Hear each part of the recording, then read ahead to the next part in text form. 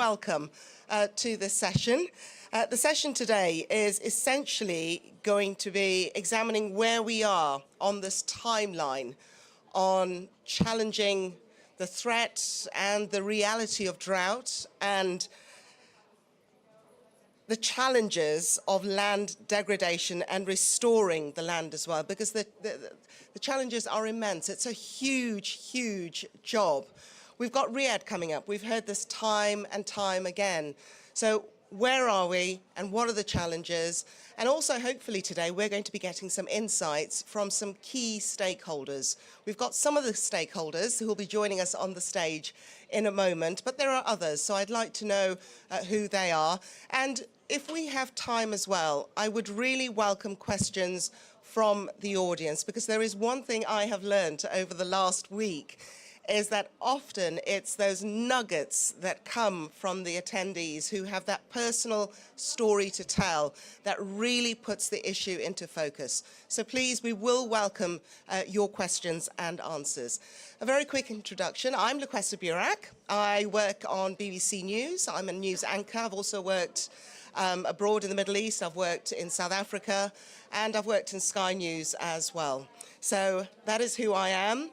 Let me introduce our panel for today. So it gives me great honor to introduce our first panelist, Dr. Osama Fakwiha, who is the Deputy Minister for the Environment, Ministry of Environment, Water and Agriculture for Saudi Arabia.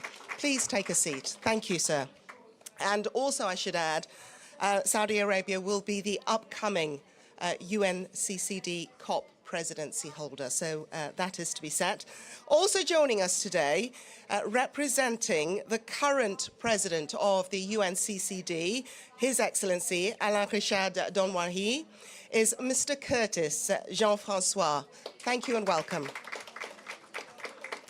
Our third panelist today, we've become great mates, haven't we?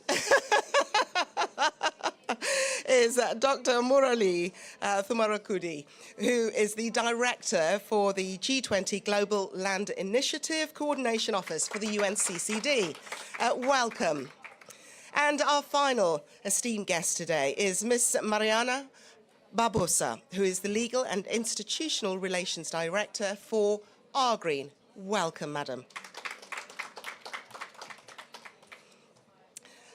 We're going to go with a first look at where we are in this issue, because we've heard so much, haven't we, about land degradation and about drought. We've heard about financing. We've heard about the call for women to be brought to the table, not just to speak, but to act, to stay there. That is key. I think we just need to reset, recalibrate things a little bit. And I would first like to start off, please, by asking our panelists, and we'll start off with you, Dr. Fakwiha, please. What is your understanding, as the presidency will be coming your way next year, what is your understanding of what you are inheriting in terms of the status of where we are on this issue? Thank you very much. I think, you know, Luquessa, our moderator, mentioned about what are the challenges. And I think now, since Saudi Arabia was selected to host COP16 UNCCD, the first challenge really we face is the lack of awareness, honestly speaking. That really, the lack of the awareness of the importance of land as a basic pillar for life in this earth, together with the ocean and the climate. And everything else is a byproduct. You know, there are 3 cups came out of Earth Summit in Rio de Janeiro in 1992.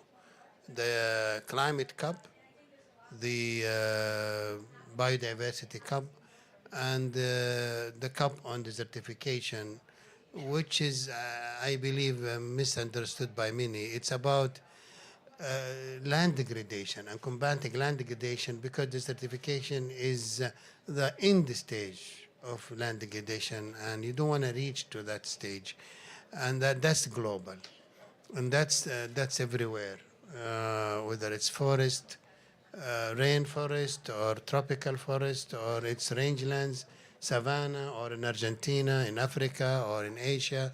It's croplands, agricultural lands, wetlands. So it's really about combating all forms of land degradation and about combating the drought and enhancing drought resilience. I think the biggest challenge is that lack of awareness of the importance of land as the basic support for life, you know. More than 90%, and some statistics say 99% of our food comes from land. More than 50% or close to 50% of the world population depends on land. Land is also very important for supporting terrestrial biodiversity. Habitat loss is directly related to land degradation. It's the largest cause of loss of biodiversity according to WWF in Living Planet report issued in 2018. The amount of carbon stored in vegetation cover and land soil is the amount of carbon in the atmosphere. So there is a strong relation between climate mitigation and adaptation and land. So really, our challenge is to really refocus the global attention to land again, and it's not a distraction from climate action, because focusing on land is not only help us with climate adaptation mitigation, but also very important to us for food security, social well-being. Land degradation is a major cause for migration. People leaving their places because of loss of livelihood and becoming immigrants either in their own countries or going to other countries. A huge social, tax due to land degradation. So the benefits are important. The negative impacts are huge. Now we have, estimates around close to 2 billion hectares of various lands are degraded to various extents. Most of the trajectory points to about 5 to 6 billion hectares of lands will be degraded by 2050 if we continue business as usual. There has been so many good initiatives, the Bond Challenge, Africa Grand Green Wall. Most recently, the Middle East is new now, but those initiatives that has been around for many years, they are facing serious challenges despite the commitments of local people and local governments, especially with the finance. They are way behind the target due to the lack of global support also, and the lack of global recognition of how important is land. We in Saudi Arabia, we look forward for COP16 to be a turning point. We as a presidency will spare no effort to refocus, but we need everybody, United Nations organization, of course, UNCCD in the beginning of the forefront, the business community, governments, the NGOs, the financial institutions, to really refocus on land, and that's not a distraction from other global issues like climate change. It's actually is in line with the climate objectives, is really in line with the biodiversity objectives, because restoring degraded forest will be a major pillar to restoring biodiversity. We in Saudi Arabia, we are, demonstrating commitment through the Saudi Green Initiative, where we have very ambitious local targets for revegetation in one of the most arid countries in the world. So it's very challenging, but we are committed to that, and we really have already covered really significant mileage, and we have very strong steps toward that. We also launched the Middle East Green Initiative, which is really targeting 45 countries within the region in Asia, Central Asia, West Asia, Arabic countries, African countries, to really come together and to restore 200 million hectares of land in this region. We worked with the G20 to launch the Global Land Initiative. We are happily here in their pavilion, and we start to see the fruits of that alliance. So really, it is that kind of commitment, and we need really commitments on national, regional, and global levels and arenas to really see that land challenges are addressed properly. Thank you. Your Excellency, Doctor, thank you very much indeed. Thank you. And before I come to our next speaker, Monsieur Francois, I just want to put a question out to the audience. We're hearing all about land, land, land, land. It's all about the land. Land feeds us. We are eventually going to return to the land. I want to ask you a really, really simple question. In terms of land, how much of that top bit of land, the top soil, actually feeds us? Does anybody know? Could you please put up your hand? Because this is, as His Excellency said, Dr. Faquia said, it's all about awareness. Awareness, really simple, simple. Because if you're aware of this, you'll start changing your behaviors at home and you'll start raising your eyebrow when you see farmers doing a certain something. Does anybody know? Well, Gaki, you're putting your hand up. Please stand up. Okay, so it's not much. It's about 25. I've heard 18 inches, 18 centimeters. It's not much at all.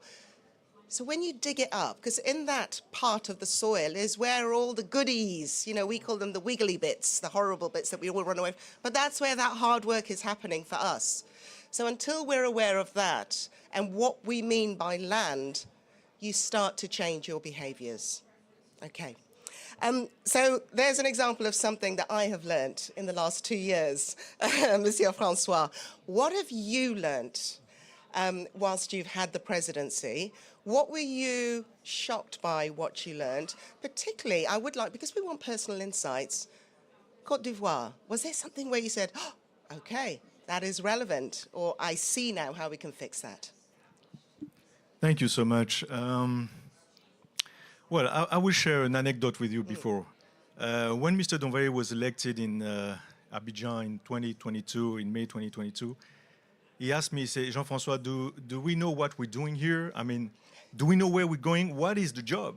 Do we have any job description? What is the COP15 president supposed to do? You know, do we have any guidelines? I said to him, no, sir, we don't, you know. However, this is where it's important. He said, okay, look, we need a roadmap. Okay, and he decided to launch that roadmap, which is his roadmap, but his roadmap is a result of the 36 decisions that were taken during COP15 in Abidjan. And from that roadmap,